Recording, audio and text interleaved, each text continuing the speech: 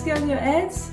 If you're a new advertiser or it's the first time you want to scale your ads, there may be a pop-up coming up saying that you have reached your spending limit on Facebook.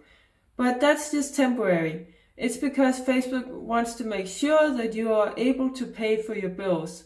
So make sure that you have several payment methods set up and that they all work. If Facebook tries to pull payment from your card and it doesn't work and it's declined, that's a big red flag for Facebook, and they're going to be much more cautious and raise your spending limit much slower. Also, if you have access to a Facebook rep, you can contact them and they may be able to help you raise your budget, your spending limit much faster.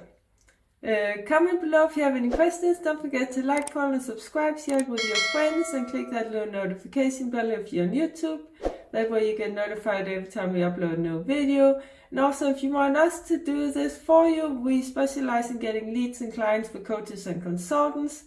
You can book a call with me. There's a link in the description and I can tell you more about it.